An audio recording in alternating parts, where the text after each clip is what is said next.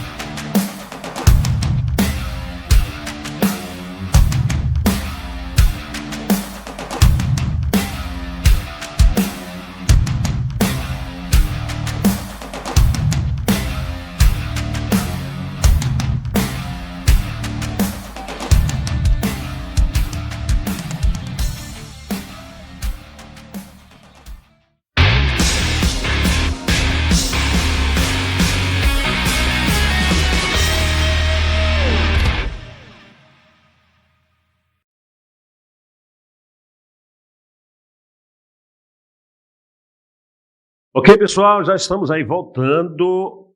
Nesta terça-feira é o nosso encontro marcado. Hoje, né, com dois camaradas, amigos meus de muitas datas, de longas datas, né? Duas entrevistas muito marcantes hoje no meu podcast, aqui no nosso podcast.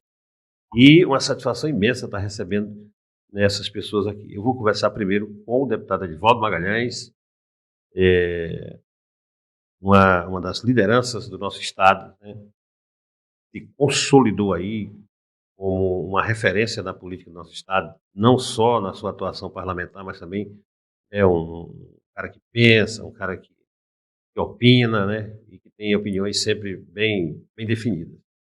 Depois, a minha amiga Perpétua Almeida, ex-deputada Perpétua Almeida, né, que está novamente na luta para voltar para a Câmara Federal. O Edivaldo também para voltar para a Assembleia Legislativa, já foi até presidente.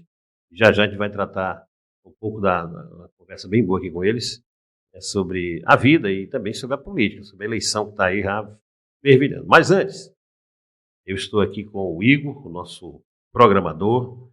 Quero agradecer a minha amiga Ivete Damasceno, que cede esse espaço para a gente manter, né, esse estúdio, né, e o nosso podcast aqui no ar. E também, né, agradecer a ela que representa a DBV Giruá. Tem aí os produtos da DBV Giruá, tem a nossa água cristal que estamos tomando. Edivaldo já marcou uma Coca-Cola ali fora, né, e tomando aí a água no copinho da... Enfim. Vitória Elétrica do meu amigo Zé Dias, Drogaria VB do meu amigo Bubu, Marcenaria Império Russo do Leandro Abreu, Restaurante Paris Garden lá em Rio Branco, né? Acho que o Edivaldo sempre come um peixe cru por lá, Marra Perpétua. Mediac, a clínica do meu amigo Genilson, doutor Genilson, e Denet, a melhor internet de Tarauacá do meu amigo Delmar, tá bom? Contato com a gente, 99775176, fale comigo, com a Janaína, 997776041. Fechou? Então são os nossos parceiros, daqui a pouco nós vamos rodar as vinhetinhas deles aí. Como eu falei, galera, olha, quem está aqui na minha frente, meu camarada de longas datas, Edivaldo Magalhães. Edivaldo, velho, como é que tu tá aí? Tudo bem? Tá aqui passando por Tarauacá, esse período de festejos, como é que tá a vida aí, mano? Meu grande professor, amigo, camarada, companheiro de tantas lutas, e de longas histórias, e de boas causas e de boas conquistas também. Uma satisfação poder participar aqui do seu podcast. Nasceu anteontem e já é campeão de audiência aqui no nosso Tarauacá. Certamente vai se consolidar como sempre foram as tuas ousadias, né, de construir canais de comunicação com a população e esses canais se eternizarem e ganharem o gosto e a atenção do grande público. Você é um construtor de boas audiências e formador de grandes profissionais, né? Haja vista a nossa Rádio Nova Era. Né? Então você... Estamos nela, estamos Você é por um ela. professor. Então, cumprimentar aqui os ouvintes da rádio, né? Nova Era também. Tem gente dirigindo pela cidade aqui. A turma no Instagram, a turma do YouTube e também da rádio web, né? Da web rádio do nosso Giovanni Ascioli. Memórias extraordinárias. Né? Quero cumprimentar o Igor, cumprimentar também a Janaína, que está aí fazendo Janaína toda é a apresentadora daqui também, né? Pronto, apresentadora, produtora, ajudante eterna em tudo. Né? Obrigado por essa oportunidade. Edivaldo, cara, eu queria falar um pouquinho do início de tudo, né? Tu veio para cá como irmão marista, porque tem um monte de irmão marista que vieram para Tarauacá, né? E mudaram um pouco o rumo. Tem o chefe de gabinete do prefeito hoje, que é o Edmundo, que veio para cá, né? Quase padre, e não passou no teste do ponto de vista de conhecer uma tarauacaense. Não deu certo, aí tá por aqui até hoje. No teu caso, né? Também do Moisés, vocês vieram para cá juntos e se deu mais pela militância, né, dentro da igreja, o sonho de juventude, de mudar o mundo, de até de exercer de fato o que Jesus ensinou, né? Isso. A luta aí. Como foi esse início da que tu veio para cá, depois teve que voltar para Cruzeiro do Sul, essa militância bem na tua juventude, que foi uma coisa muito marcante, que poucas pessoas sabem disso. Olha, nós éramos estudantes de eu vou chamar de seminário, e isso ajuda a compreensão do grande público. Para nós era juvenato, postulantado e noviciado, mas a gente era internado numa congregação da Igreja Católica, que era a congregação dos Irmãos Maristas, em Cruzeiro do Sul. Fizemos ali o nosso ensino médio, já participando diretamente da comunidade marista, e depois tivemos que nos ausentar do Estado para poder fazer uma parte importante da nossa formação, para fazer os chamados votos e virar irmãos maristas, ajudadores de uma das congregações da Igreja Católica, e dentro das missões do irmão marista, você tem como missão principal a questão da educação, mas trabalha com a juventude, a organização dos jovens, trabalha com as comunidades, você também tem um trabalho social muito intenso, os irmãos maristas. Isso nos apaixonava, como jovens, sonhadores, e durante a nossa formação nós tivemos contato com uma das linhas da igreja que estava efervescendo e crescendo muito naquela época, que era a teologia da libertação. E nós estávamos no país vivendo os finais, né, os últimos respiros da ditadura militar. Isso abre caminhos para a luta popular, isso abria caminho para as organizações sociais, abria a perspectiva de você construir um tempo novo, para a vida das pessoas, para a política, se distanciando e largando aquele período da repressão que era muito dura, mas estava sendo derrotada com as grandes manifestações do povo na rua. Nós vivemos esse período, o período das chamadas manifestações por diretas já. O início delas, que teve um desfecho em 88. Mas nós estávamos lá, no interior disso, desde 85. Então isso nos formou um conjunto de militantes da juventude, da igreja, dentro de uma corrente chamada progressista, ligados à teologia da libertação. Foi nesse contexto que a gente fez a nossa formação e veio morar em Tarauacá. Nós chegamos com esse espírito, com essa disposição, com essa causa, com essas bandeiras na mão, né? E fomos muito bem acolhidos. Fundamos a comunidade dos Irmãos Maristas, foi a primeira comunidade de Irmãos Maristas em Tarauacá, foi formada pelo Moisés Diniz, por mim e por 2 irmãos mais experientes, né? Um que era um grande músico, né? E chamávamos ele lá, quando ele morava em Cruzeiro do Irmão Cebolinha, né? Que ele tocava, e o Irmão Braz, um grande professor de inglês, uma pessoa que é uma referência e a comunidade conhece até hoje. Então, nós somos os fundadores dessa comunidade. E começamos um trabalho de organizar a juventude, os grupos de jovens, de organizar a participação dessa juventude nas questões do cotidiano de Tarauacá. Surgia um problema, todo mundo quer discutir o problema. Cultura, né? A cultura era a veia, né? A veia. Os grupos de teatro, os festivais de música, as escolinhas de música, Festival da Canção violão, Tarauacaense foi fundado aí, né? O Festival da Canção Tarauacaense nasceu daí e hoje, aliás, você teve uma grande contribuição. 2 edições, eu acho que nenhum município fez 22 festivais da canção de autoral. Não existe, nenhum município.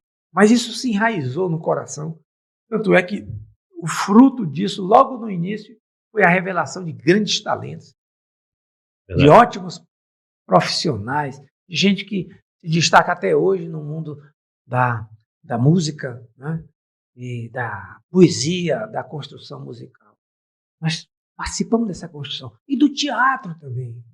Nós éramos um grupo que se deslocava de Tarauacá para Feijó para fazer a apresentação do teatro. Ia a Cruzeiro do Sul fazer a participação nos festivais da canção. Então, todo esse movimento foi crescendo e, como nós éramos professores, também desagou na organização. Na época da Associação dos Professores, que não era sindicato ainda. Pois é, chegou um tempo que, eu até me lembro de ter conversado isso há muito tempo, que aquela militância ela chegou num teto que disse, olha, agora nós precisamos ir para outras instâncias, porque nós precisamos ajudar, inclusive, a resolver os problemas que a gente isso mesmo. Identifica, luta, batalha, mas quem resolve são os outros. Então, chegou a hora de ir para outro patamar, né? E aí você, como militante da educação,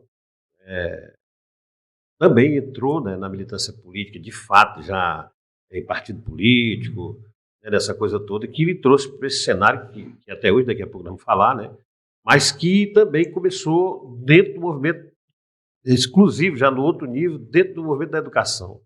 É assim que você se tornou presidente do Sindicato da Educação Estadual, que é uma marca, né, daquela militância toda, grandes lutas, grandes congressos, grandes viagens.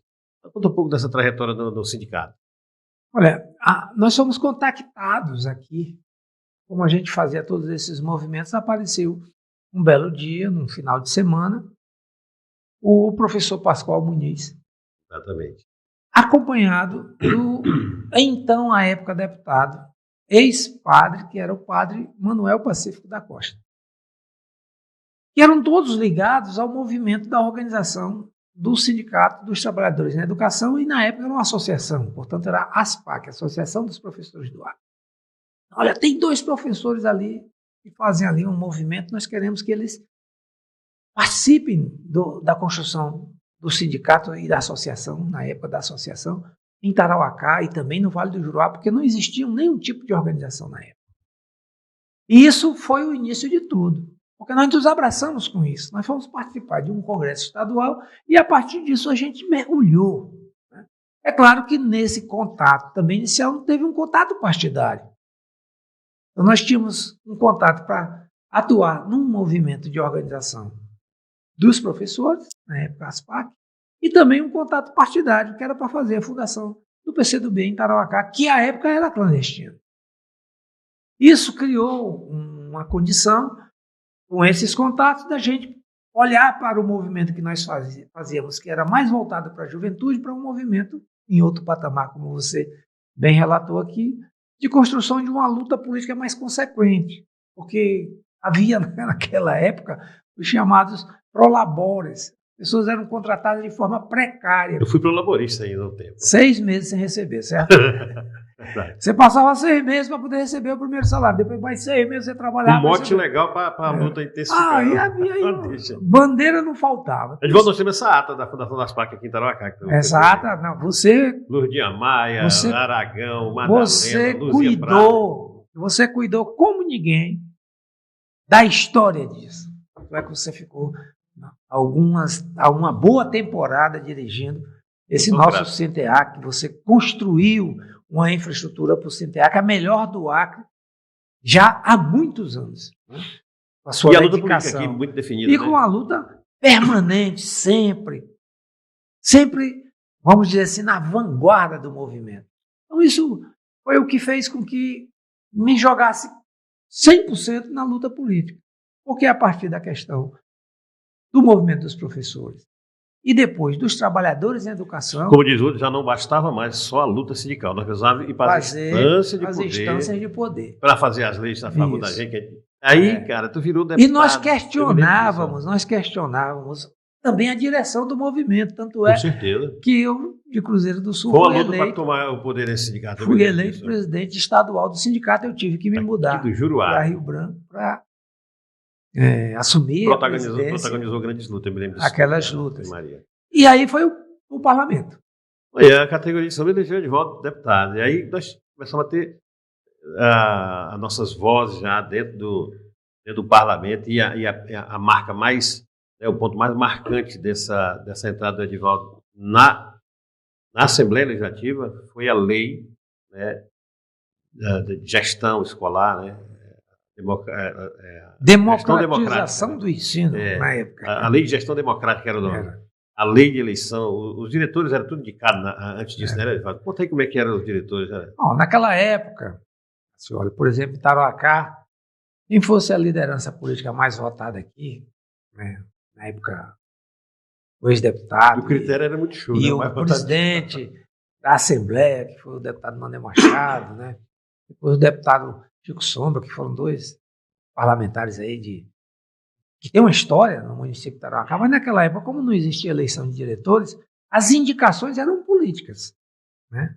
E a pessoa, para poder virar um gestor de uma escola, e era só um na época, o diretor era o gestor uno, e a autoridade única dentro da escola, você não tinha essa noção do colegiado, você não tinha, né, a regulação dessas instâncias de decisões para democratizar o ensino. Então, todos eram indicados pelos políticos. E a gente fazia um embate. E tínhamos uma bandeira no sindicato que era eleição direta para diretor. E depois, Tarauacá usou. E puxou isso foi o Moisés Diniz, na época. Eleição direta para inspetor. Inspetor de ensino. E nós fizemos eleições diretas para diretor e para inspetor sem ter lei. Alguns o governo respeitou, outros não. Tarauacá, inclusive, aceitou e respeitou a eleição para inspetor. Mas aí foi inspetor de ensino na época e era sindicalista. Não sei se você lembra disso. A nossa lei, ela tornou-se... Aí eu apresentei o projeto de lei. Então. A lei 1201. É uma marca aquela. Uma marca. Que foi a primeira lei de gestão democrática de eleição direta para diretores da região norte do Brasil. A primeira lei. E ela serviu uma coisa, de espelho para todos os municípios, né? E tem uma coisa. O Estado passou a eleger os municípios, não, né? Naquela época eu já era um bom articulador. Era, articulado mesmo. Nós aprovamos essa lei por unanimidade na Assembleia.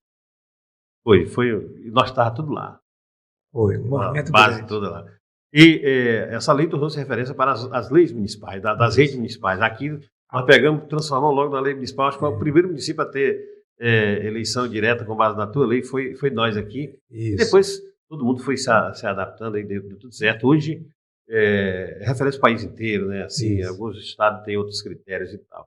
A gente voltou a passagem pelo movimento sindical, ela foi muito marcante, não só depois de ti, nós tivemos outros, Sérgio Roberto, outros, Analu, outras pessoas importantes no movimento sindical acriano. Hoje, nós estamos vendo um novo tempo, evidentemente. Há uma evolução em tudo, né? E eu afirmo como ninguém que nosso movimento sindical no Acre, por exemplo, na saúde se esmiuçou, se esfacelou, tem sindicato de técnico de não sei o quê, minou. Educação, nós tínhamos um sindicato forte, hoje temos 3, né? E a gente não consegue força para nossas lutas. E não quero aqui criticar ninguém, mas nós precisamos dar um salto no sindicalismo acriano, acompanhar a evolução das coisas, e eu acho que não acompanhou. Como é que tu vê o movimento sindical acriano hoje? Olha, nós tivemos um processo de fragilização e dispersão na organização dos nossos sindicatos e de divisão profunda das categorias. Isso, a consequência imediata é a pulverização e a fragilização da luta sindical. Certeza.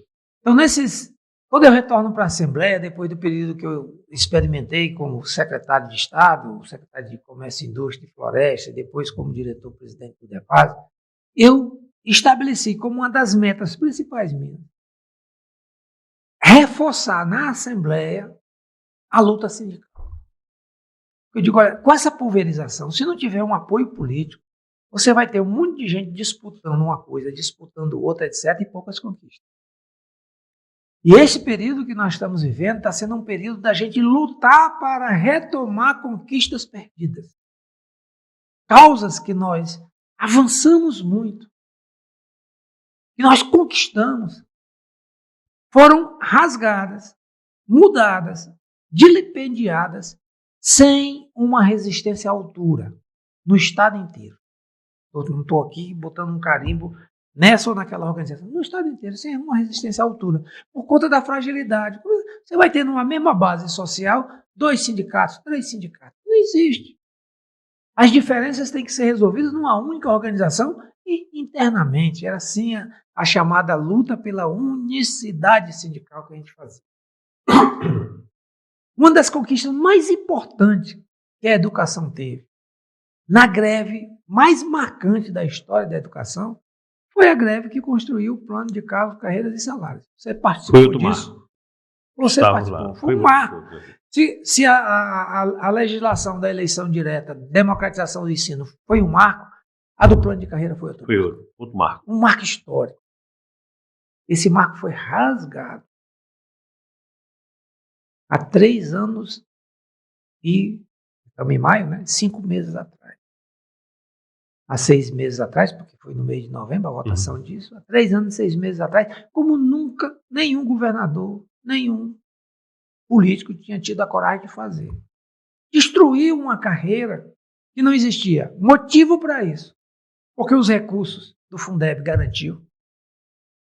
Porque os recursos e o custo da aposentadoria dos professores que estão no Acre Previdência, por exemplo, não são os que mais oneram o Acre Previdência. Não é educação, embora seja a maior categoria, ela não é o maior custo. Tem várias outras categorias na frente da educação que representam um custo maior, inclusive custo nominal. Custo nominal. Então, nós não tínhamos um problema previdenciário, nós não tínhamos um problema de recurso, mas mesmo assim foi feito. Porque alguém fez uma conta errada, vendeu uma tese errada, venceu a vender isso para as instâncias de governo e alguém bancou isso.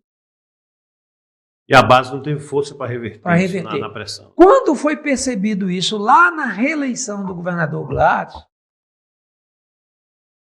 que ele percebeu o desânimo geral que era a recepção a ele nas escolas, ele se apressou em reverter a questão, dizendo, não, é só terminar a eleição, passar esse período de impedimentos, que nós vamos retornar à tabela. Resultado, isso foi dito, A maioria apostou e acreditou, e até hoje, esse momento que nós estamos conversando aqui, contando um pouco a história do nosso sindicato, isso não foi resolvido. A Cioli, é o gargalo atual, né? A Cioli tem gente perdendo 1.200, 1.400, 1.800 e até um pouco mais de 2.000 por mês. Quem tem duas situações antigas perde R$2.000 por mês. Isso foi a maior covardia. Eu sempre uso essa palavra na tribuna da Assembleia e repito aqui no seu podcast. A maior covardia que fizeram com a educação na história da educação. Isso precisa ser reparado. E pode ser reparado. Mesmo agora, nos impedimentos da chamada lei de responsabilidade fiscal, pode ser reparado. Eu fiz uma discussão, eu vou fazer aqui uma revelação em confidência, porque essa história nos pertence. Você é construtor dela. Com o secretário de Fazenda. A Marise, uma pessoa que eu conheço quando ele era menino. É o secretário de Fazenda do Estado, uma pessoa muito competente, o Amarise. E ele levantou uma tese numa conversa. Eu digo, Amarise, vamos conversar sobre isso, porque eu não faço discussão radicalizada, que eu não dialogue com os setores do governo, eu dialogo com todo mundo. Eu sou uma pessoa do diálogo. Eu tenho diferenças, mas eu sou do diálogo. Ele disse, Edivaldo, aquela despesa da educação com os professores e profissionais da educação no plano de carreira sempre foi uma despesa continuada. A interrupção daquela despesa exigia uma lei. Porque não podia parar de pagar uma coisa se não tivesse uma lei. Mas o retorno daquela despesa, pela tese da despesa continuada, pode ser por um decreto governamental. Não, senhora, eu estou falando aqui porque essa deve ser uma bandeira que precisa ser retomada pelos nossos sindicatos, pelos nossos movimentos. Com certeza. No processo de negociação. Para fazer justiça na nossa categoria. Edivaldo, uma das suas marcas, já a gente vai falar dos seus mandatos, foi ajudar a fundar a Frente Popular. E a Frente Popular, ela foi um pensamento, umas ideias, e isso se consolidou em muitos anos do poder aqui no Acre. Eu vendo, Jorge Viana, bancadas compostas por muita gente desse campo. E ela cumpriu um papel no Acre. Jorge Viana fez uma revolução no governo e se estendeu pelo longo período e chegou a sua fase de seu reinado, como diz o outro, e deu lugar ao que a gente chama hoje de direito. Alguns membros são de direito, e hoje a realidade é outra.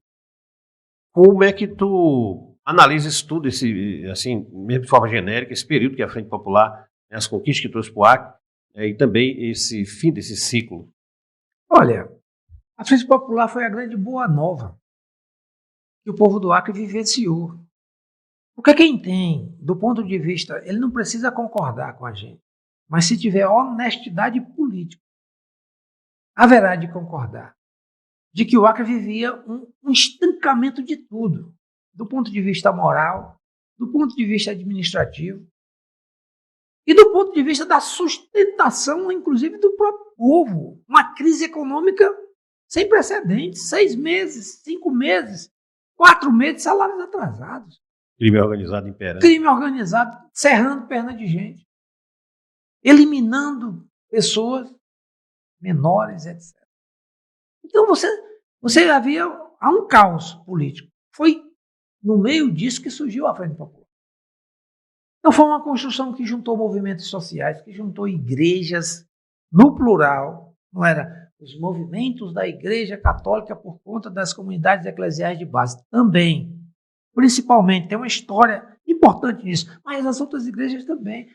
Todas as pessoas estavam querendo respirar um pouco mais, uma saída para aquela crise que nós estávamos vivendo. Foi aí que surgiu a Frente Popular. Foi um arranjo político bem construído, com diferenças de opinião, mas com um bom propósito.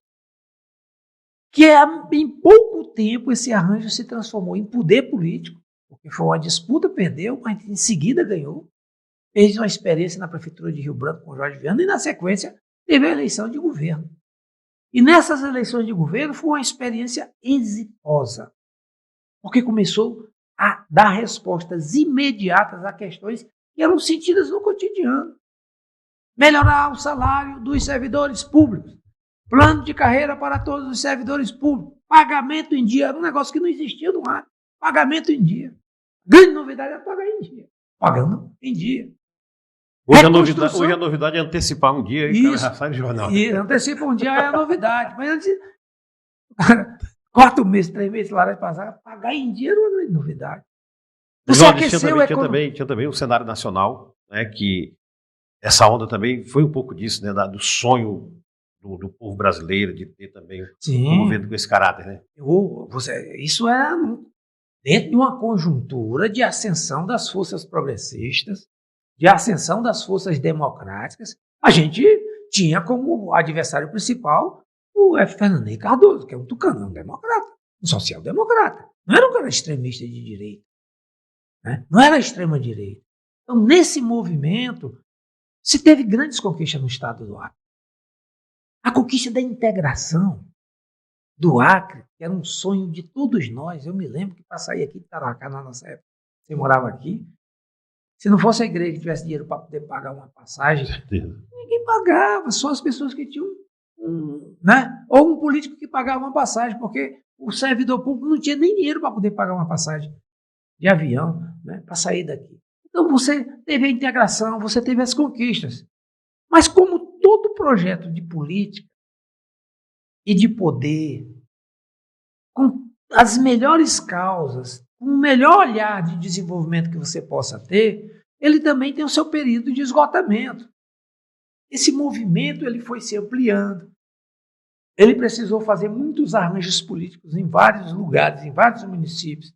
Ele foi perdendo feição. E aquele conteúdo originário ele foi se dissipando com os novos desafios e as demandas que eram sendo colocadas. E ele chegou ao fim do seu ciclo. Tem gente que diz, pois é, rapaz, foi um desastre. Tanto é que perderam. Eu digo, como é um desastre você ficar 20 anos governando?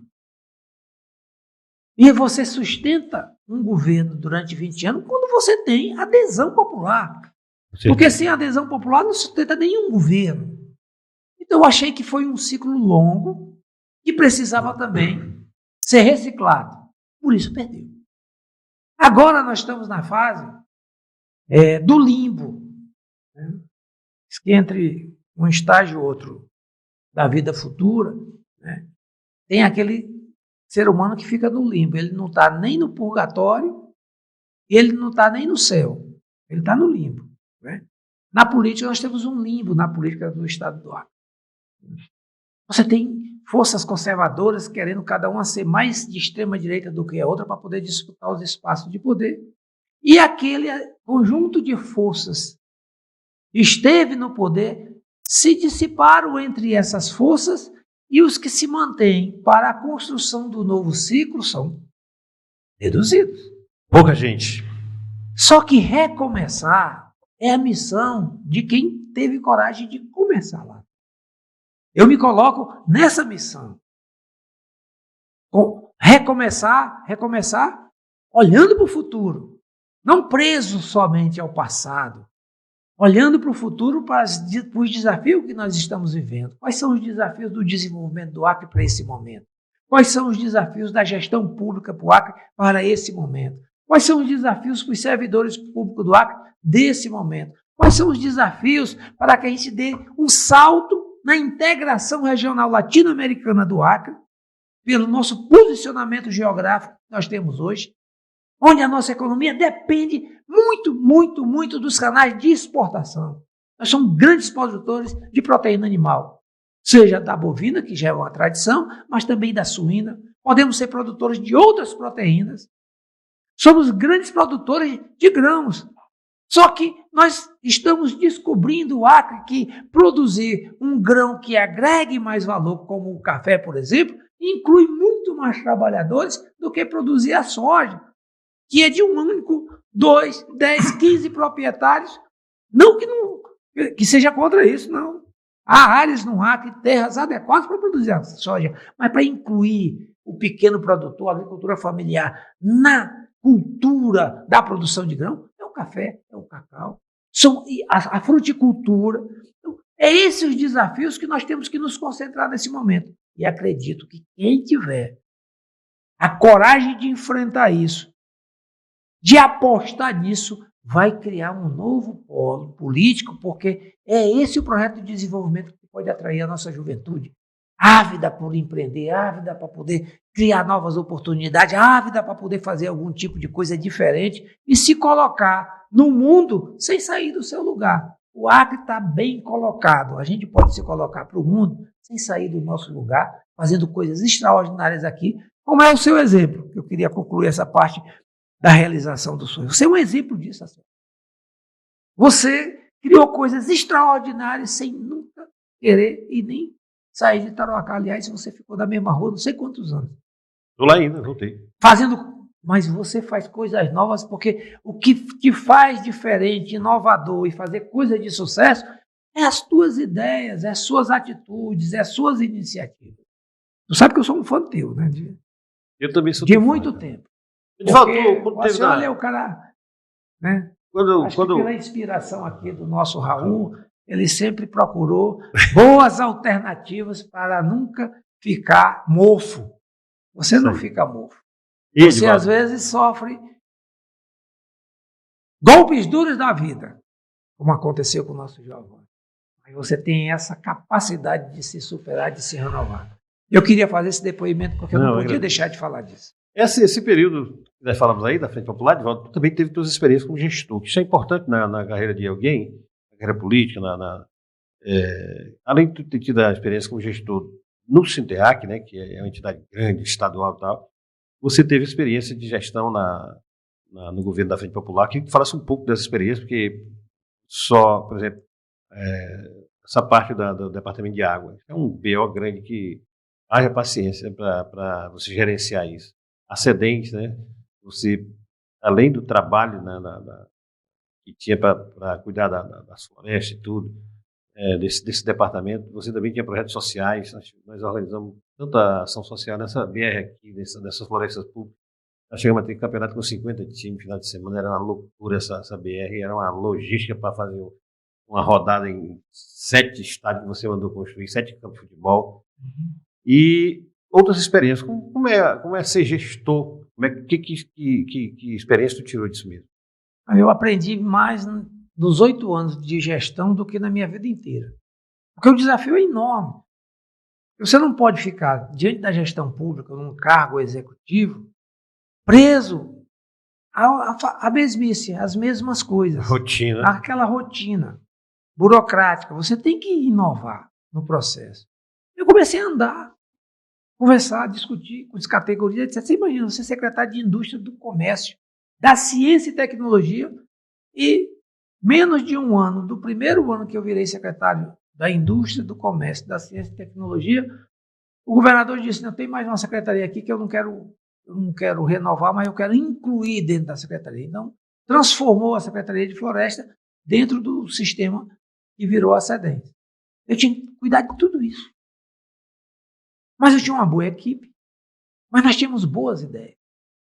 Nós transformamos o espaço da floresta pública num espaço dinâmico de vivência da nossa juventude, de convivência na comunidade, porque havia muitos conflitos dentro da comunidade, promovendo coisas que faziam com que a comunidade começasse a se organizar, a se encontrar, e também de promoção da produção dentro da floresta pública. Eu fico pensando, se a gente não cuida naquele tempo, como é que não estava a desgraça ali naquela região, né? Hoje já tem um pouco. Já temos muitos problemas hoje. Você lembra que a gente fazia encontros para poder fazer distribuição de equipamentos de produção rural? Eram milhares de equipamentos, não estamos falando de 10, motor, não sei o que, não, eram milhares distribuídos. Por quê? Porque a gente pegou um recurso que vinha para a manutenção, para o desenvolvimento da preservação, a gente disse, não, vamos ter. Se você quer preservar, você tem que fazer com que quem está dentro da floresta consiga viver melhor.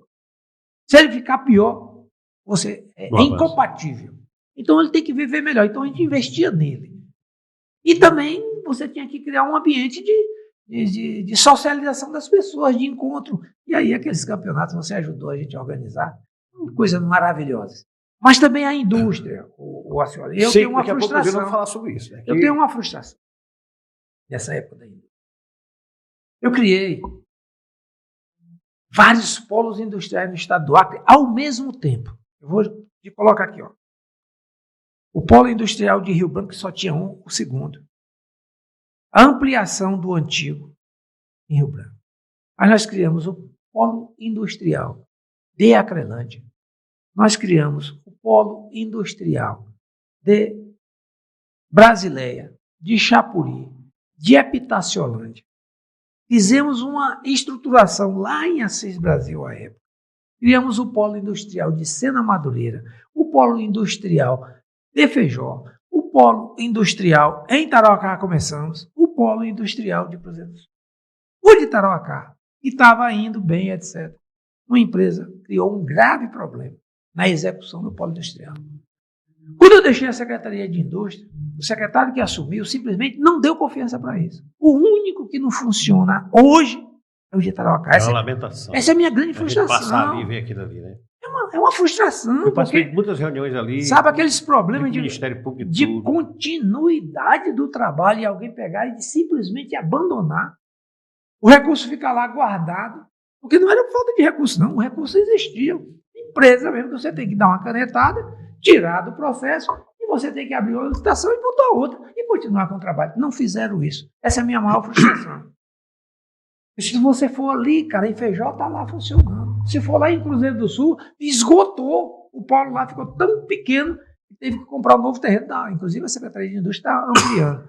Então, essa é uma frustração que a gente tinha. Mas nós abrimos caminhos para algumas cadeias produtivas. Hoje todo mundo fala, a Dom Porquito está exportando até para o Japão, né? Foi na nossa gestão que a Dom Porquito surgiu. Por uma determinação, à época do governador Tião Viana. Dom Porquito era zero, só existia a CREAVES. Nós fomos bater na porta do BASA e nós, a agência de negócios do Estado do Acre, foi quem foi a avalista do financiamento para construir o primeiro frigorífico. Nosso fundo de desenvolvimento da indústria botou dinheiro para construir metade daquela indústria. Nós ajudamos com dinheiro da própria secretaria, um dinheiro inclusive do Banco Interamericano, a construir 20 das unidades de produção e de engorda dos porquinhos para poder ter uma cooperativa de engordadores de porco para poder aquela indústria ser tocada. Foi investimento público. Depois o arranjo de sustentabilidade disso deu certo. O Paulo, que até hoje constrói isso, mas lá hoje tem fundo de investimento que ajuda na gestão, tem um arranjo grande empresarial e as unidades da comunidade estão ganhando dinheiro. Então, é uma coisa que deu muito certo. Outras não deram tão certo por problema de gestão, como a Peixe da Amazônia. Foi um projeto também muito ousado à época. Depois, na hora que você faz, não, pô, o Estado é incompetente, né? Nós pegamos e botamos na mão da iniciativa privada. Ela faliu na mão da iniciativa privada, não foi na mão do Estado. A Peixe era uma empresa privada. O Estado tinha uma participação minoritária. 40%, 60% era privado. A gestão, portanto, o presidente e tal, era privada. Faltou algum tipo de investimento. Mas assim mesmo, nos negócios e no fortalecimento de cadeias produtivas, você tem que ter a aposta do Estado para poder desenvolver algumas coisas. Aqui mesmo em Tarauacá. Hoje eu vi o prefeito falando de um projeto que eu sou entusiasta, né, desse projeto. Vai ter um grande investimento em cultura permanente aqui, pegando a questão do café, e que isso pode depois também ter a cultura. Cara, isso é incrível, porque eu estive... a comunidade chamou a minha esposa, que é vereadora, Janaína, para uma reunião lá do Tavari. Maravilhoso. E uma das reivindicações deles era a Janaína trazer essa reivindicação para a Secretaria de Agricultura, porque eles querem plantar café, querem produzir café, muda de café. A Janaína vai até conversar com a Perpétua sobre isso. Isso. Edivaldo, cara... A ideia é maravilhosa. Nós temos que abraçar essa causa. O teu mandato, os teus mandatos, né, de deputado estadual. Vamos lá. Hoje nós temos aí já uma evolução, nós temos a questão das emendas. Além de tu ser a voz, né, como a gente vê, a voz que se levanta, né, a favor do servidor público, né, dos trabalhadores rurais, essa voz progressista que a gente tem lá, claro, tem outros defensores com suas devidas concepções de mundo. Mas também eu vejo, por exemplo, o Sinteac de Tarauacá promovendo aulas de violão para criança. E é um sucesso. Aula de teclado, escolinha de futebol, a atividade de hidroginástica para pessoal da educação e abre para a comunidade. Né? E tudo fruto de tuas emendas. Coisas, né? Às vezes eu estava dizendo para o Petecão, colocou uma emenda para... Eu digo, olha que coisa... Ele bota emenda de 1,5 milhão, de 5 milhões. 200 mil reais para a gente comprar equipamento, instrumento para dar aula de música para criança, né? E além da luta política do teu mandato, que é a marca mesmo, né? A resistência, tem esse olhar, né, para o social, para essas coisas de uma dimensão social tão grande que tem política que não acha uma besteira você fazer aula de violão para criança. Qual o maior legado assim, que tu considera, assim, 3 legados do teu mandato aqui para o povo do Acre? E, claro, né, queria que tu falasse de Tarauacá na tua vida. Olha, Tarauacá foi quem me botou na política. Eu não entrei na política por Cruzeiro do Sul, nem por outro lugar. Foi por Tarauacá. Foi aqui que eu vim fazer minha primeira experiência do primeiro ano de Irmão Marista e comecei a mexer com o GESC, que é o Movimento de Juventude. Foi aqui que a gente fundou a Associação dos Professores, portanto que eu entrei no movimento sindical.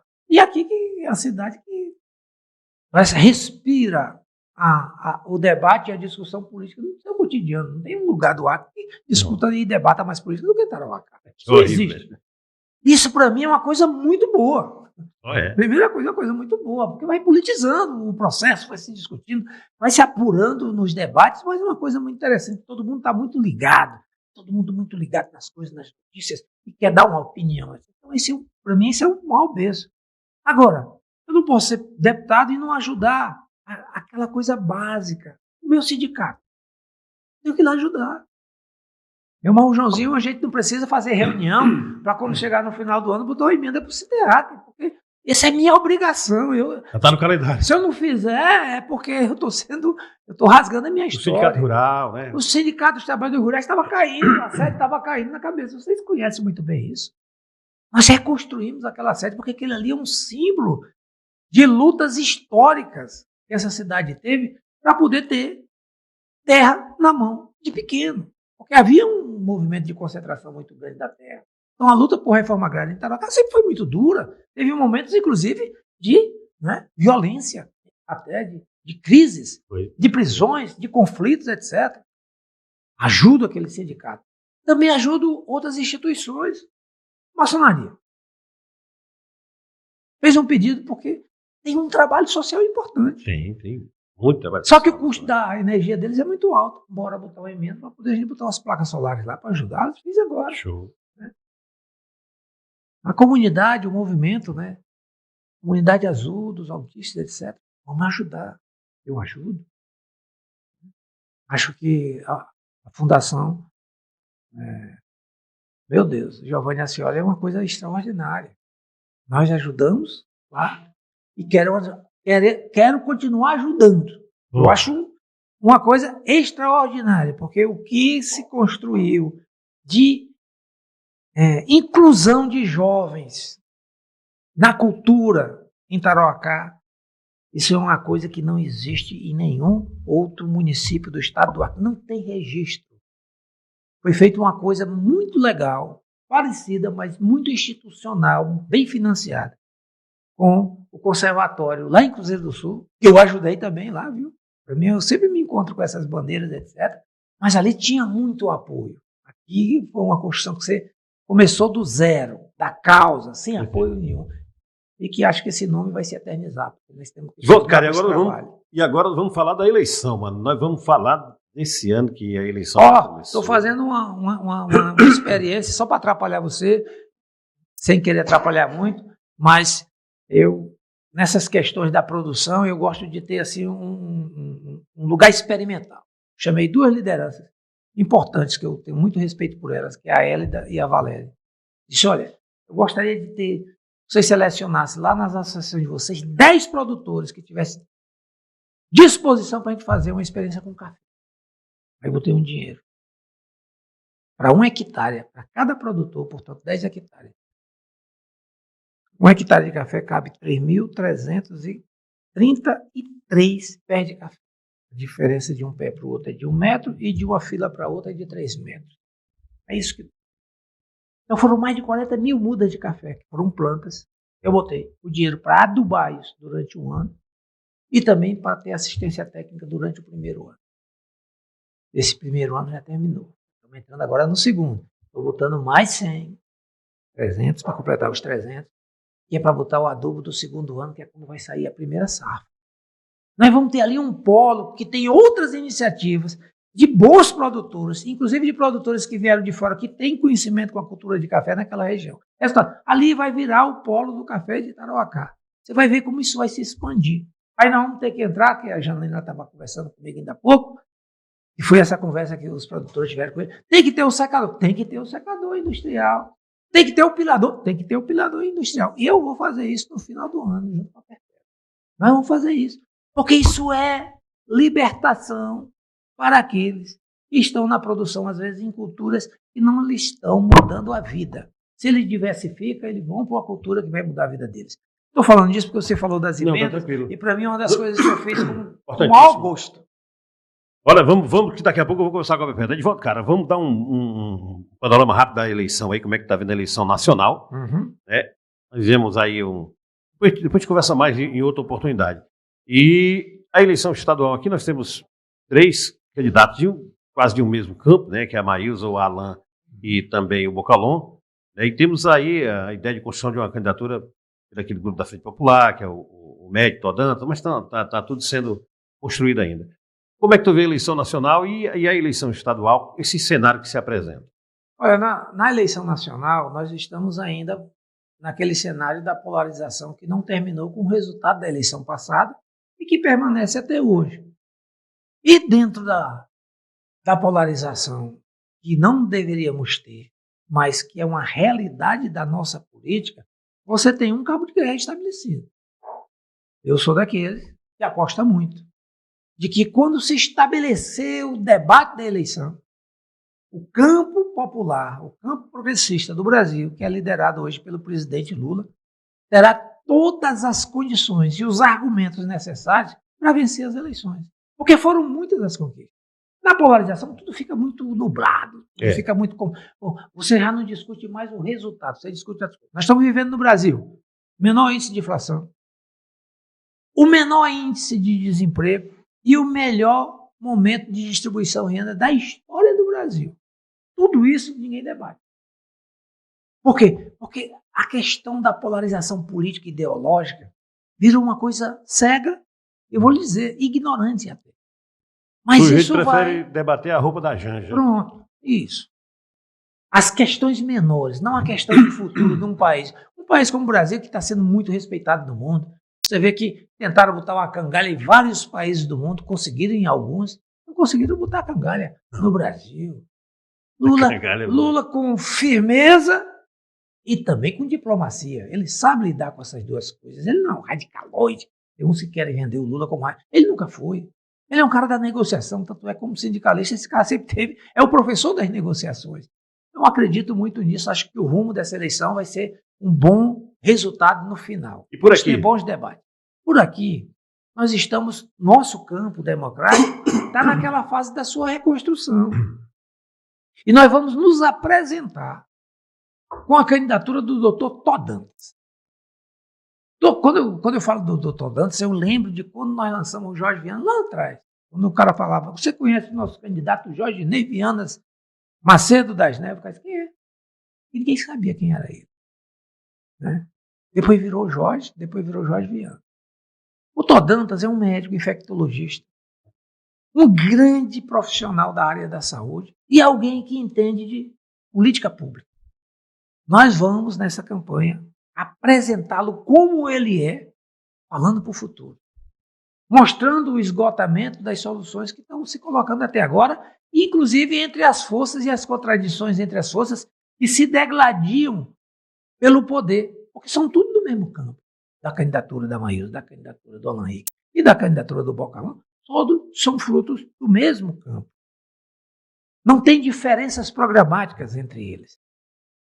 Não tem diferença sobre políticas de futuro, por exemplo. Qual é o que defende para o desenvolvimento do Estado do Acre? O que defende para a integração do Estado do Acre? O que é que defende para uma política, por exemplo, de transformação dessa grande patrimônio de riqueza que nós temos em um ativo a favor da população e não de um empecilho para o desenvolvimento? Não defende. Então, eu acredito muito nisso e as nossas chapas de federal e de estadual estão colocadas nesse campo. Nós conseguimos dar um passo muito importante. Formamos chapas tanto para estadual quanto para a federal para estas eleições bem melhores do que a eleição passada. Então, nós vamos eleger mais deputados estaduais do que nós elegemos e vamos nos reposicionar e nos recolocar na eleição de deputado federal. E eu acredito muito na disputa do Senado. Edivaldo, tu está na batalha aí para uma possível reeleição, possível candidatura à reeleição, né? E como é que tu está visitando aí os municípios, amigos? É luta, né? Mas é desafio, mas quer dizer, é aquele desafio que tu gosta de enfrentar. Daqui a pouco vamos conversar com a Perpétua, ela também gosta muito desse cenário, ela cresce muito nesse cenário, né? E aí para a luta, né, Edivaldo? E para a luta, e não cometer um erro. Você nunca pode achar, quando termina a eleição, que você teve uma boa votação, e na próxima eleição tu começa a dar resultado que tu teve na eleição anterior para frente. É um erro grave isso. Eu acho que a gente sempre tem que botar na cabeça que a gente está construindo tudo de novo. Embora não seja do zero. Mas a gente tem que incorporar isso. Portanto, para a gente ter disposição para conversar, para dialogar, para tratar, para reciclar a gente também. Reciclar o nosso olhar sobre algumas questões. Propor coisas novas, porque não dá para poder ficar também sempre do mesmo. Eu tenho essa disposição. Enquanto eu tiver essa disposição de subir Igarapé, subir rio, subir barranco, conversar com as pessoas, fazer reunião, ouvir o contraditório, eu estou nessa vibe, entendeu? Estou com muita disposição e estou acreditando muito na possibilidade. Bom, para a gente fechar, agradecer muito a tua vida aqui, pedir para tu olhar bem para ali e deixar uma mensagem. Nós estamos vivendo o período de aniversário do município de Tarauacá, 113 anos de fundação, e que você tem uma relação, né, mais que política com Tarauacá, uma relação de tarauacaense mesmo, e deixar uma mensagem para o nosso povo aí, tá bom, Edivaldo? Olha, o povo de Tarauacá, ele é um povo que transformou as suas dificuldades, as suas adversidades, num jeito alegre de conviver com os problemas e de fazer da cidade uma cidade alegre, uma cidade de boa convivência, de bons diálogos. Eu sempre escutei e vivenciei isso quando morei aqui. O tarauacaense, quando acorda, a primeira coisa que faz é sair de casa. É horrível. Ele gosta de se encontrar. Ele gosta de se encontrar porque ele gosta de conversar, de interagir. Então, Tarauacá merece conquistar todos os seus sonhos. E no aniversário de Tarauacá, no período do aniversário de Tarauacá, é um pouco depois do aniversário que nós estamos gravando esse nosso podcast, eu quero desejar que esses 113 anos seja só alimento para que essa cidade viva mais e mais centenários. Muito obrigado, povo de Tarauacá, que sempre me ajudou muito. Agradecer ao Edivaldo, agradecer a vocês que nos assistiram. Daqui a pouco eu volto com a Perpétua.